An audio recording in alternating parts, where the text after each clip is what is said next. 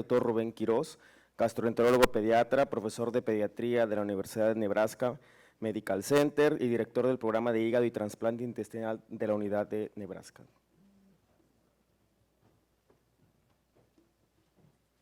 Buenos días. Primero que todo, gracias al comité organizador, en especial al doctor Rodrigo Vázquez, por su invitación a dar esta charla. Para cerrar este módulo, siguiendo las dos primeras presentaciones que están obviamente asociadas, vamos a ver que muchos de estos pacientes que mencionó el doctor Patricio Acosta van a recibir nutrición parenteral. Esto para enseñarles cómo eran las cosas. Desafortunadamente yo vi esta foto a la izquierda. Me ha tocado en estos 25 años o más de práctica ver la evolución hacia lo que es a la derecha, ahora que tenemos estas bombas que pueden dar nutrición parenteral a nuestros niños. Incluso quiero mencionarles que esto es el paciente clásico que está en nutrición parenteral en casa. Se le proporciona una mochila y el paciente deambula de ser necesario con la mochila, obviamente tratando de minimizar la incomodidad de cargar una TPN por un tiempo prolongado durante el día. La historia ha sido bien prolongada, empezó hace muchos años.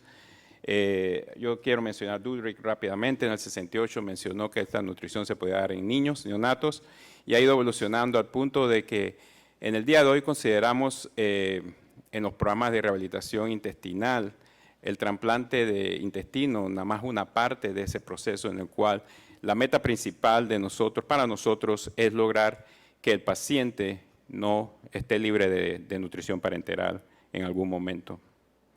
Entonces, quiero recordarles rápidamente la anatomía porque esto va a ser importante. El largo normal del intestino delgado en un prematuro de 28 semanas es de 100 a 150 centímetros. En el último trimestre va a aumentar a lo que es el bebé a término, que va a ser 200, 250 centímetros, y un adulto puede tener hasta 5, 7 u 8 metros. Así que ven que hay un proceso. Y ese proceso usualmente se da en su mayoría en los primeros 3, 4 años de vida.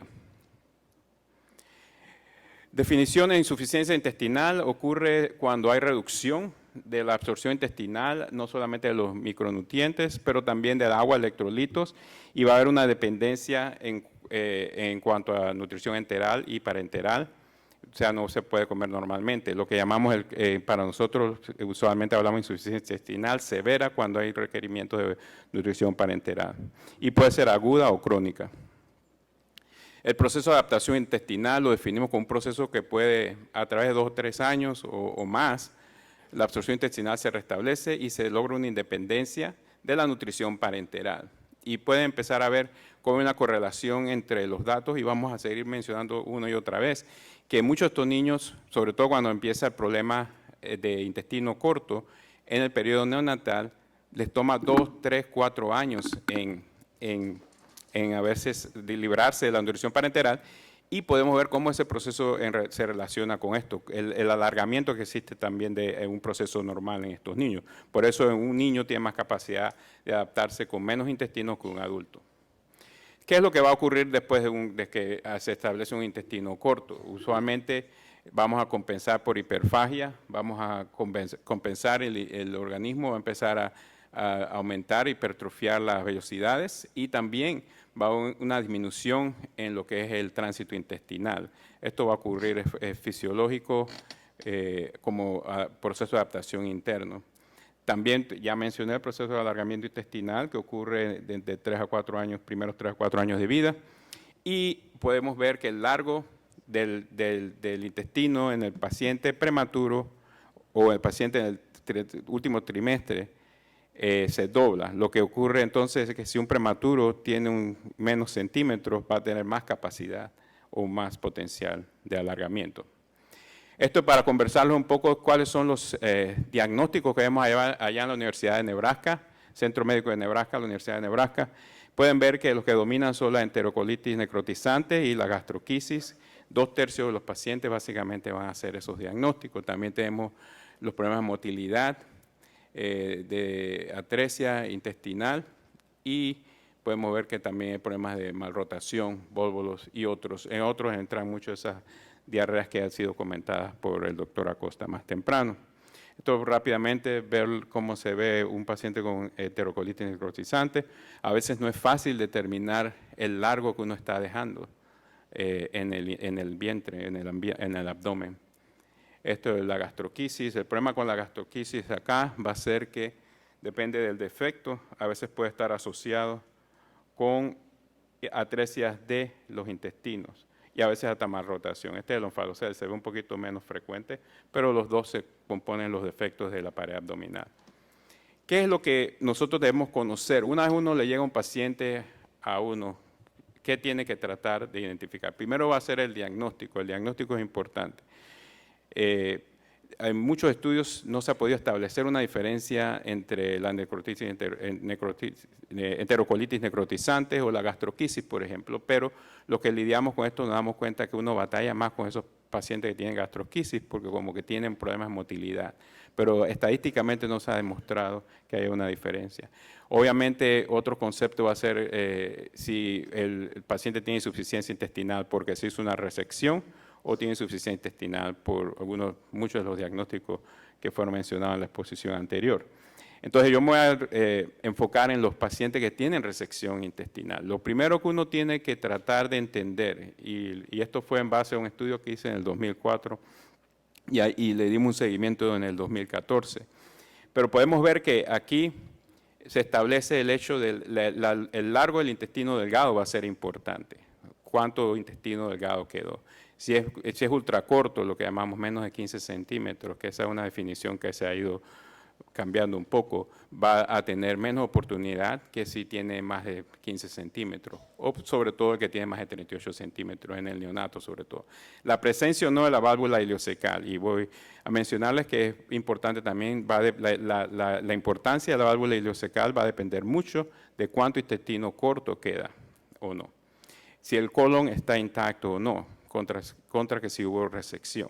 Interesantemente, una vez se conecta el intestino delgado con el intestino grueso y el colon está expuesto a micronutrientes, va a haber cambios en la mucosa, sobre todo en el colon proximal, que parece incluso intestino delgado. Y me ha tocado presenciarlo en endoscopías que hemos hecho al momento de una operación, en donde estamos seguros que estamos en el colon y cuando nos mandan la lectura de las biopsias, nos las leen como intestino delgado. O sea, anatómicamente sabemos dónde estamos. Y esto ha sido demostrado en estudios en animales. Así que eso nos va a llevar al siguiente concepto, a tener una continuidad, una anastomosis primaria, establecer esa continuidad temprano es importante. Eso de tener una ostomía por muchos meses, ese concepto se ha ido abandonando. Obviamente a veces entendemos si un paciente tuvo un proceso de necrosis, inflamación, intraabdominal, claro, hay que esperar un rato, pero no nos podemos sentar y esperar porque eso va a tener un impacto importante en la capacidad de adaptarse. Y si hay enfermedad hepática o no. Y ya vimos que mientras más está un paciente, más tiempo está un paciente en nutrición parenteral, más riesgo existe de que vaya a desarrollar enfermedad del hígado. Aquí vemos, este fue el estudio del 2004, no sé si se vea bien, pero básicamente aquí es para demostrar, acá está, cómo las diferencias que existen si un paciente tiene o no tiene la longitud del intestino delgado, si tiene menos de 15 centímetros, esto van a depender de TPN, mientras más alto peor, ¿no? Y esto es que se están adaptando porque están librándose de la TPN, vemos que si tiene más de 15 centímetros. Y vemos que fue estadísticamente importante, 78 pacientes fueron incluidos acá. Y este es demostrando el valor que tiene la válvula ileocecal, ¿no? Que el paciente tiene presencia de válvula ileocecal, se va a liberar de la TPN o de la nutrición parenteral contra el que no la tiene. Y vemos más adelante en el mismo estudio que hicimos que la importancia básica va a ser más en cuanto al largo de intestino que exista. Si existe menos de 15 centímetros, la probabilidad es mucho menor. Y ahora voy a hablar un poquito más de esto, porque esto ha cambiado en los últimos 10 años, y se lo voy a comer en el papel que viene posteriormente. Mientras que si no tiene más de los 15 centímetros y 38, no tiene, básicamente realmente no tiene mayor impacto en el proceso de adaptación. Este es el estudio al que le estoy refiriendo. El estudio previo lo hicimos en el 2004, este estudio lo hicimos en el 2014, 10 años después. Y en este estudio nos enfocamos nada más en pacientes con intestino ultracorto, o sea, tenían menos de 20 centímetros. Esta es una población muy específica. Tenemos 27 pacientes ahí en este estudio. Y aquí simplemente es para demostrar que la demografía de estos pacientes no es diferente. Aquí vemos que los dos grupos, había el grupo que se adaptó, que tiene 13, y el grupo que no se adaptó, 14 de esos 27, todos tuvieron bastante mejoría en cuanto a lo que inicial, ¿no? Ellos tenían, de nuevo se ven bastante, perdón, no es mejoría, en esta gráfica es más de nuevo demostrando que no había diferencia entre estos dos grupos. En la que viene ahora es donde vamos a hablar un poco del impacto de lo que es la nutrición en ambos pacientes, nutrición y el manejo en un programa de rehabilitación intestinal. Aquí vemos, estos son los pacientes básicamente que se adaptan contra los que no se adaptaron. Y aquí vemos que en ambos grupos pudimos disminuir, solamente por estar en el programa dedicado a esto, disminuir la cantidad de calorías que ellos recibían en ambos grupos. Aquí lo vemos los dos valores. Un valor BP de menos de 0.001 igual que acá. Vemos que acá en el grupo que se adaptó las enzimas del hígado mejoraron, mientras que acá no hubo mayor diferencia. O sea que persiste en la nutrición parenteral y las enzimas, la mayoría de ellos persiste elevada. La bilirrubina total, vemos aquí cómo fue mejorando, aún a pesar de que no se adaptaron. E igualmente acá, la bilirrubina. Y esto fue por las diferentes estrategias que tenemos ahora de ciclado de la TPN, disminuir la exposición, yo creo que al final va a ser disminuir la exposición más al fitoesterol. Obviamente también vemos acá cómo se impacta el crecimiento. Y ven acá, igualmente el grupo que no se adaptó. Entonces aquí vemos que ambos grupos mejoraron. Entonces el concepto de que un niño deba tener falla de crecimiento en TPN, eso no debiera ocurrir. Y a veces batallamos con ese concepto porque a veces nutricionalmente el paciente sufre porque estamos preocupados por las complicaciones. Y esto nuevamente también va a demostrar lo que los pacientes, como se fueron, estos son los del grupo que se adaptó, cómo este fenómeno ocurre en los primeros 3 años, ¿no? De nuevo, nuevamente aquí se van liberando de la TPN. Interesantemente, en este estudio también se demostró que 4 pacientes que tenían menos de 20 centímetros no tenían la válvula ileocecal y se le había resecado el colon. 4 de esos pacientes se adaptaron. Eso era algo que cuando vimos el estudio que realizamos en el 2004, hace 10 años, usualmente hubieran sido pacientes que iban a necesitar trasplante. ¿Qué nos ha llevado a que esto ocurra? Entonces empiezan las especulaciones. ¿Qué han pasado? ¿Qué ha pasado en los últimos 10 años? Los últimos 10 años tenemos un mejor entendimiento de lo que es las enfermedades hepáticas, ciclado de la TPN, prevención de los problemas hepáticos, de enfermedades del hígado. También el problema de las infecciones lo hemos ido controlando mejor con el sellado de etanol y diferentes estrategias para controlar las infecciones. Y también existe la especulación, y lo voy a mencionar un poquito más adelante, del procedimiento de alargamiento intestinal, que también puede tener un impacto en esto. Entonces, las complicaciones de la TPN o de la nutrición parenteral, ya he mencionado algunas. Las más importantes son las que tengo en rojo, porque esas son las que van a llevarlo a uno a considerar que estos pacientes necesiten un trasplante o no. Si tienen infecciones en líneas muy seguidos, si tienen una enfermedad avanzada de hígado, si tienen problemas de trombosis en las venas centrales. Existen otros como sobrecrecimiento bacteriano, sangrado intestinal, de úlceras, enfermedades renales, colitis no infecciosa, que es un fenómeno que se ve sobre todo cerca de la anastomosis enterocólica, colelitiasis, acidosis diláctica, dilatación de las asas intestinales y estresamiento de fístulas intestinales. Consideraciones de manejo, ¿qué debemos considerar? Existe siempre la polémica de que qué será mejor la semielemental, la elemental, la fórmula normal. Algo que sí existe un consenso es que la leche materna, cuando está disponible, hay que usarla. Eso es, nadie debate eso es en principio. Y por lo menos si uno puede lograr hacer eso durante los primeros 3, 6 meses de vida del niño, mucho mejor. Pero a veces uno se topa con el hecho de que ya el niño no puede manejar una alimentación tan intacta, entonces tienen que empezar a usarse fórmulas más digeridas. Realmente existe una diferencia grande entre elemental y elemental. Muchos de los conceptos estos empezaron por necesidad de tratar de no tener que preocuparse por alergias alimentarias, porque la frecuencia de alergias es bien alta. Así que para evitar tener que estar preocupándose por eso. Y después han ido surgiendo otros conceptos que han llevado a tratar de promover más las semielementales, ¿no? Como si está más digerida, tienen los triglicéridos de cadena media, ellos no necesitan digestión, van directamente al sistema portal y todo este tipo de cosas. Si se da continuo contra boluses es otro concepto que se ha empezado a discutir. Obviamente, mientras más volumen, más fisiológico es lo que se dice. Pero interesantemente, ahora que se está estudiando más el enteroglucagón, ¿no? El GLP-2, se nota que es una hormona que aumenta después de la alimentación, y se ha visto que en los pacientes que se le da continuamente se mantiene un nivel más alto. Entonces se está empezando a debatir nuevamente si lo continuo es mejor que en bolos. Así que eso es un área que todavía estamos batallando bastante. Corrección de las deficiencias nutricionales, prevención de infecciones, hablamos un poco, los antiácidos. Estos niños tienen reflujo. Lo único malo cuando lidiamos con antiácidos, recordar que puede promover sobrecrecimiento bacteriano y puede ser un problema, pero a veces tenemos que usarlo por el reflujo.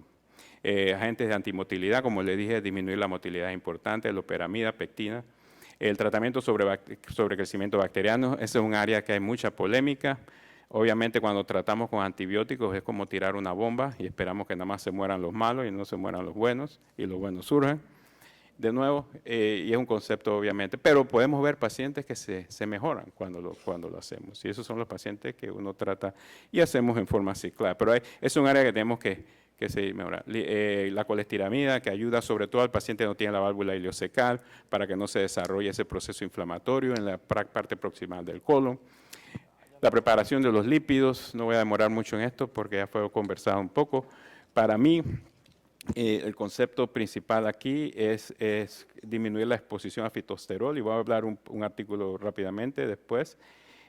Hay otros conceptos que estamos entrando a utilizar, el GLP-2, insulina oral también se está empezando, vamos a formar nosotros parte de un proceso de investigación multicéntrico donde se ha visto que la insulina promueve hipertrofia de las vellosidades. E intervenciones quirúrgicas, no necesariamente trasplante es lo que se hace, tomar la decisión de si se hace un procedimiento que llamamos de STEP, donde se hace, ahí voy a enseñarle unas fotos de esto. La Omega-Ben fue hizo mucho escándalo, Boston lo promovió, hubo familias que se movieron a Boston porque era el milagro perfecto, era la bala mágica, ¿no? Que me decimos, que iba a solucionar todo, pero no hemos contado que no es así.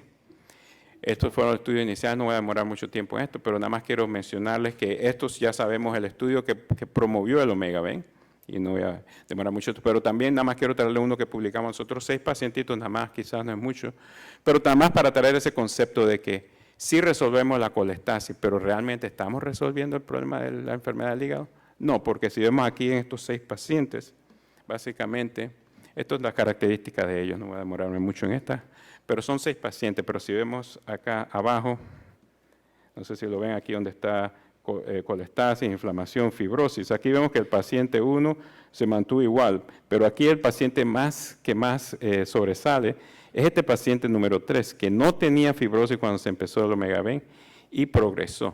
3 de estos pacientes progresaron. A pesar de que la colestasis se resolvió, la fibrosis continuó. Entonces vemos, este es el paciente número 1, donde teníamos, número 3, donde vemos que casi no había fibrosis y progresa casi, y vemos que casi se está formando una cirrosis. ¿Qué ocurre? Que a veces entramos como en cruise control, o a veces nos confiamos de que se resolvió la colestasis, no hay enfermedad del hígado, ¿Y qué ocurre? Pero seguimos batallando con los mismos conceptos que no podemos progresar la nutrición enteral, seguimos lidiando con las complicaciones, las infecciones, todo este tipo de cosas. Así que no hay que pensar que esto es lo que soluciona todo. Voy a hablarle un poquito de cuando uno empieza a considerar un proceso quirúrgico. El proceso quirúrgico, primero que todo, tiene que haber una dilatación. Cuando hay una dilatación, ¿siempre vamos a querer hacer un proceso quirúrgico? No, no. Porque si el paciente está progresando, estamos progresando, no hay complicaciones, no hay sobrecrecimiento bacteriano, el paciente le estamos disminuyendo la nutrición parenteral, estamos progresando exitosamente, eso es parte del proceso de adaptación. Las asas intestinales se dilatan en ese proceso donde tratan de aumentar la superficie absortiva. Pero ¿qué ocurre? Cuando hay dilatación y hay complicaciones, infecciones, bacteremia, pensamos que hay translocación, pensamos que hay sobrecrecimiento bacteriano, el niño empieza a vomitar, el niño empieza a tener problemas para tolerar lo que estaba tolerando antes y empezamos a perder terreno en el área de la nutrición enteral contra la parenteral. Entonces, en esos conceptos, en esos momentos debemos considerarlo. También si hay obstrucción, si pensamos que todo esto está llevando a malabsorción y a sobrecrecimiento, y malabsorción y falla de crecimiento. Entonces, lo que se necesita, ¿se puede hacer un proceso de alargamiento en cualquier paciente? Tampoco.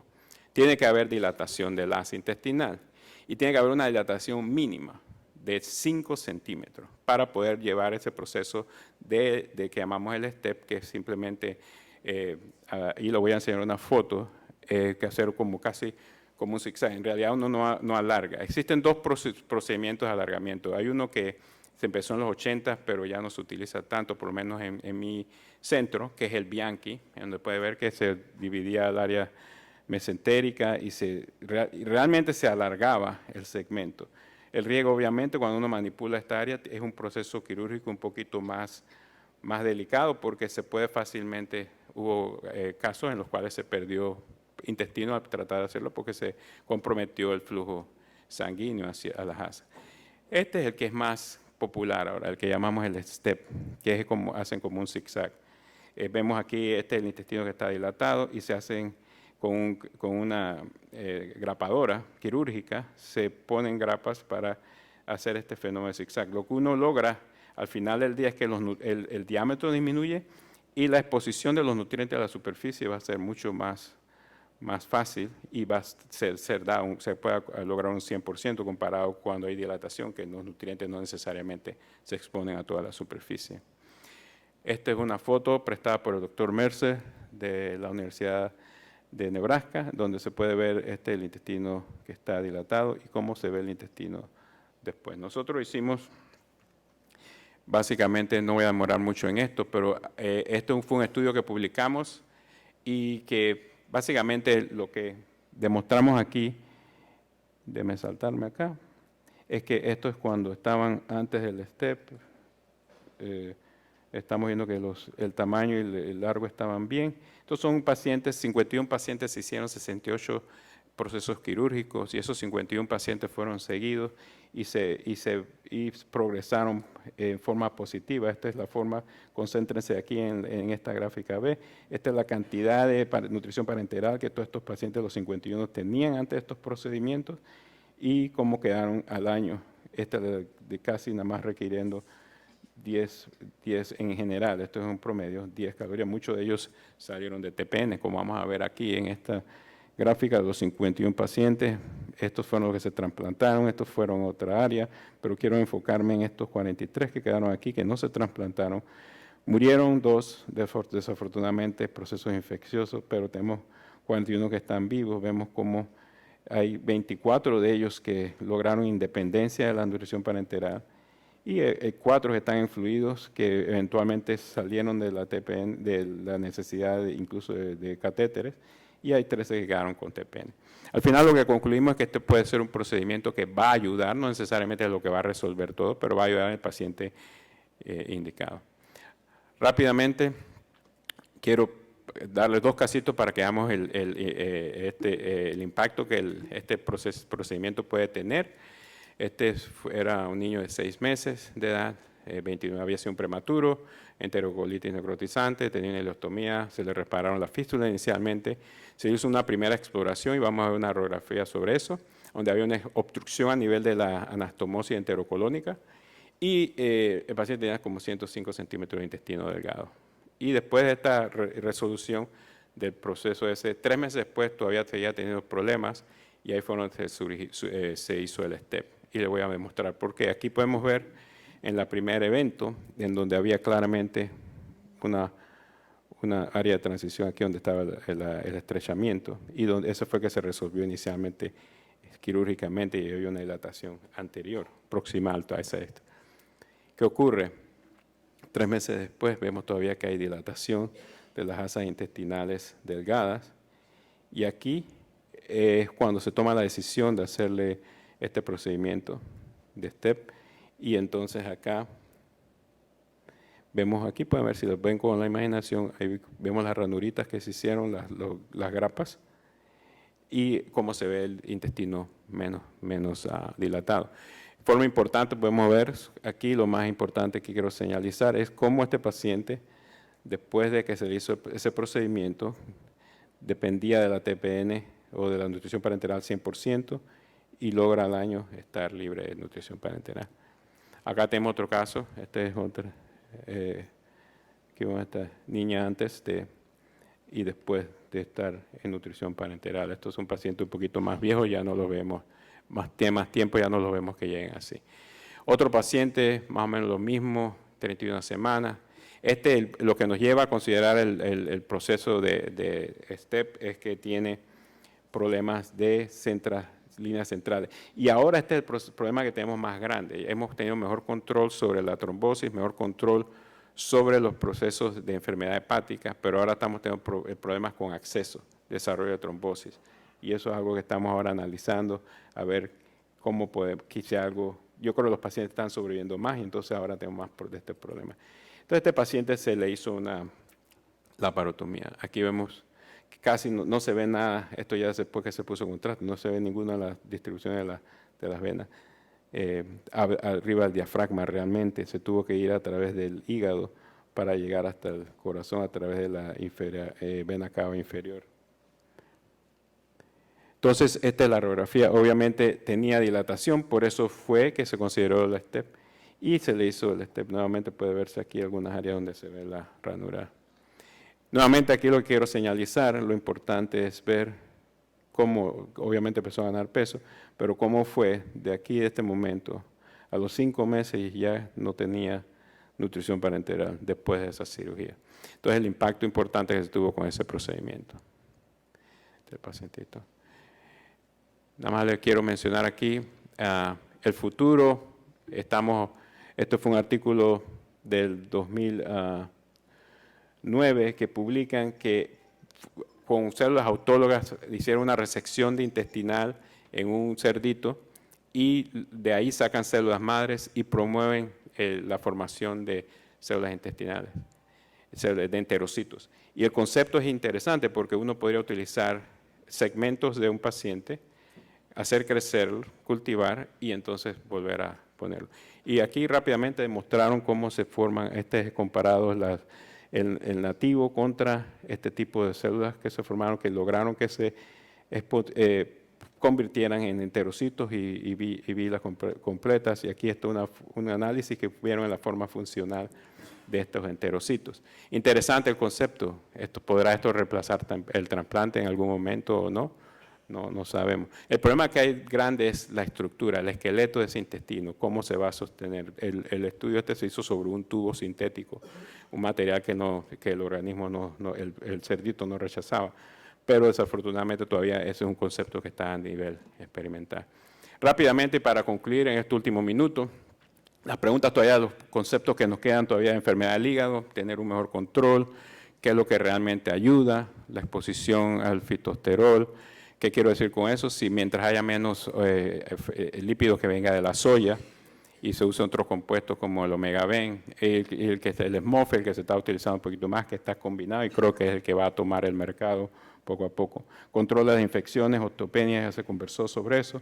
Enfermedades renales, todavía lidiamos mucho con eso. Tenemos que hay procesos de deshidratación crónica que a veces no se reconocen o a veces otro tipo de fenómenos que tenemos que analizar. ¿Qué otras intervenciones nutricionales, médicas, quirúrgicas podemos establecer para promover la adaptación intestinal?